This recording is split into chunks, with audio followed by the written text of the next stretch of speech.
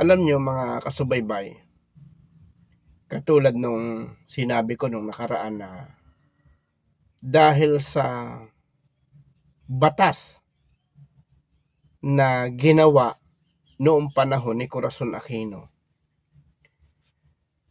na batas na hindi mo alam kung batas ba ng loko o batas na hindi pinag-isipan na mga gumawa ng batas na yun. At mismo ang inyong kasubaybay naging biktima. Alam niyo mga kasubaybay, doon sa batas na yun, bakit naging biktima ang inyong kasubaybay? Alam niyo, ang inyong kasubaybay, nakapulot ng kahoy sa dagat, nalulutang-lutang. Palibasa ang inyong kasubaybay ay tunay na pagdating sa kahoy, maaari mo hanin, mahinayangin kasi mahalaga naman talaga ang kahoy. Hindi ko akalain na yung kahoy na napulot ko, alam nyo, iniupa ko pa yon sa may bangka para hilahin lamang papunta sa amin. Sapagkat ang bahay ng inyong kasubaybay, tabing dagat. Ngayon pinahila ko papunta sa amin. At pagpunta doon sa amin, yung tabing dagat na yun ay may kaugnay ba na ilog. Nakatabing bahay siguro mula sa bahay ko. Nasa 14 metros. Wala pa. Siguro mga 10 meters lang ang layo. Doon ko pinadala yung kahoy. Ngayon, nung dumating yung panahon na kailangan ko ng kahoy, pagamat ako'y may lagari, nilagari ko yun, yung kahoy na pinulot ko sa dagat. At yung kahoy na yun, nilagariin ko, inara. Siguro, parang may 100 bagang, parang may 100 board feet nga Dahil yung nara, kasi sa nara naman, kailangan lang dun yung tigas. Pero yung nara, may mga yung bulok na, yung dulo, yung puno, bulok na. Nag-arimuhan na nga lamang yung kasubaybay na mapakinabangan man lang, kaysa mabulok na lang. Alam nyo mga kasubaybay, ang mapait na karanasan ng inyong kasubaybay. Nung malaman na nilalagari ko yung nara, na yon ay pinulot ng inyong kasubaybay na palutang-lutang sa dagat, hinuli ako ng pulis. Agad pinusasan ako Sabi ko, nangatuwiran pa ako nung una Sir, ito na may pulot ko lang sa dagat. Paano ba't huhulihin po ninyo ako? Illegal daw yung ginawa ko.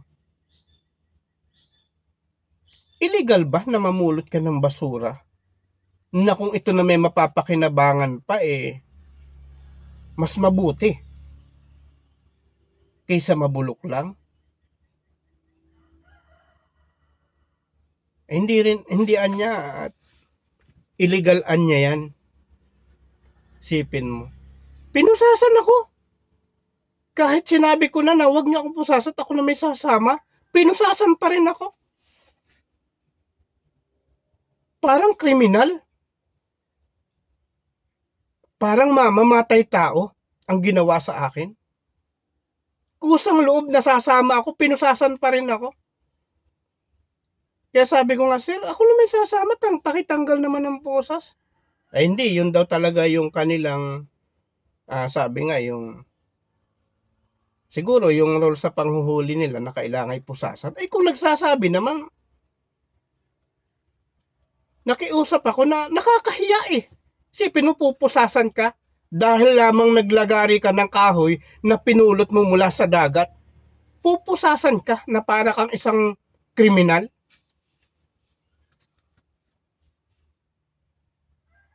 Yun ang ginawa sa akin. Dahil sa paglalagari ko ng kahoy na pinulot ko lang, na hindi ko naman akalain na yun ang magiging dahilan para maranasan kong ako'y pusasan ng mga pulis. Kinulong ako. dahil sa pamumulot ko ng basura ng dagat. Sipin mo yan.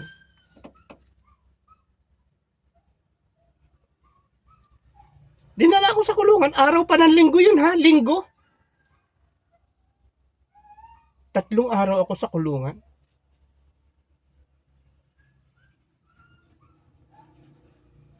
Pagkatapos, dinala ako sa RTC.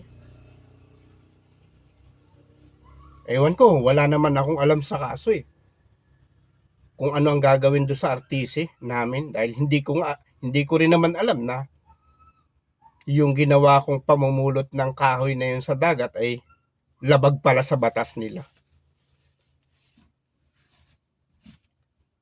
Pagkatapos di wala yung abogado.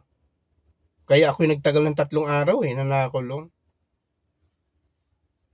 Dahil doon sa unang punta namin sa RTC, wala yung abogado. Dahil yun pa lang yata ang magsasabi kung may piyansa. O kung may piyansa man, magkano. Alam niyo mga kasubaybay, doon sa pamumulot ko ng basura sa dagat na yon, pinagpiyansa ako. Halos 80,000 ang piyansa ko.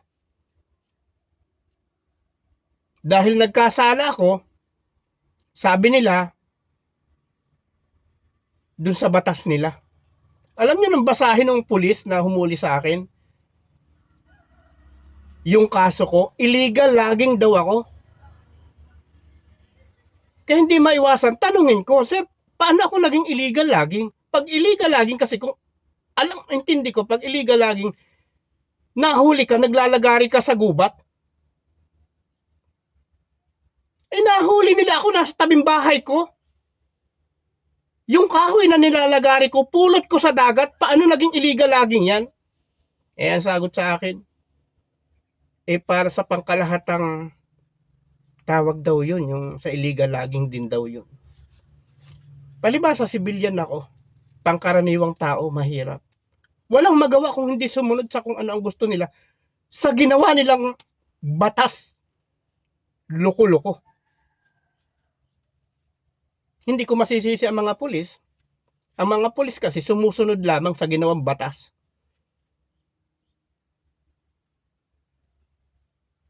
Naranasan ko ang kalupitan ng ginawang batas ng nakaraang administrasyon. Mahirap ng tao kapag nag-arimuhan ka na alam mong mapapakinabangan, ikukulong ka pa. Halos 2 taon bago natapos yung kaso. Alam nyo, pagdating sa RTC, siyempre, wala naman akong kakayanang bumayad sa abogado. Binigyan ako ng abogado yung PAW. Paliwanag sa akin ng abogado, pwede naming ilaban yung kaso. Pero, hindi tiyak kung maipapanalo. At paalaala, pulis ang kalaban. Mahirap. Tunay na karanasan ng inyong kasubaybayan.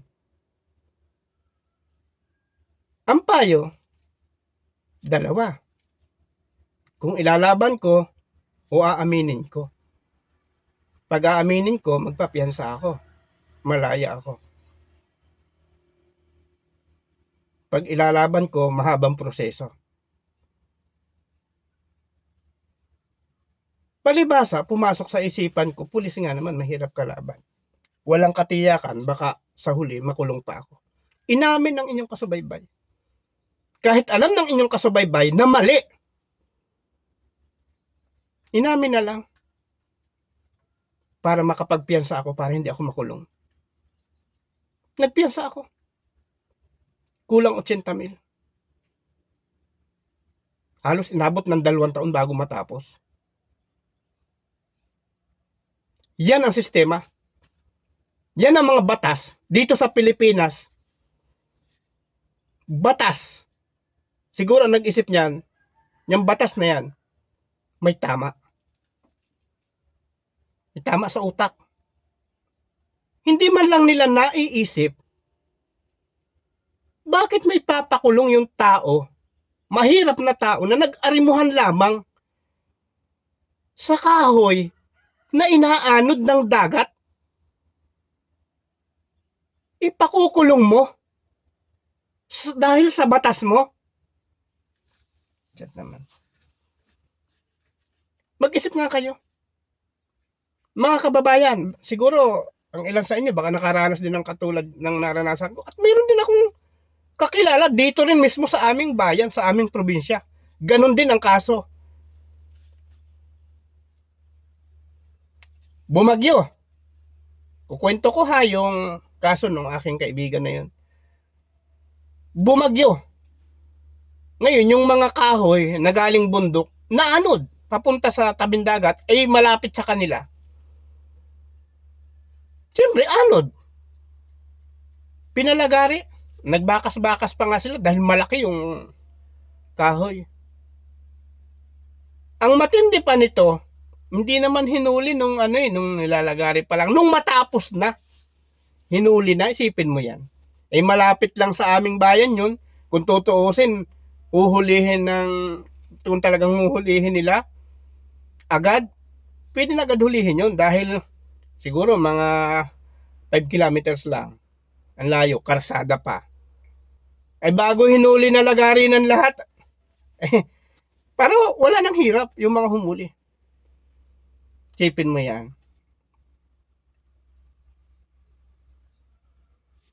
Isa yon sa mismong dito rin sa aming bayan.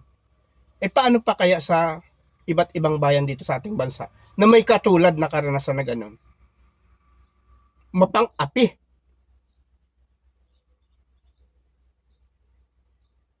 Batas hindi para sa tao. Batas para saan? Samantalang kitang-kita natin yung pag mapera ka, lalo yung mga inchik. Kahit ubusin yan, yung kahoy sa gubat, sa bundok, walang problema sa batas na yun. Pero kung ikay mahirap, wala kang kapangyarihan, kahit mamulot ka na lang, huli ka, kukulong ka. Yan ang batas dito sa Pilipinas na gustong baguhin ngayon ng ating Pangulo. Na inaayawan naman ng mga taong sumasang-ayon sa batas na kalukuhan. Okay, muli mga kasubaybay, patuloy na subaybayan ang aking Facebook page, sa YouTube channel, upang patuloy kayong may mapanood at may malaman mula sa inyong kasubaybay. Bye-bye.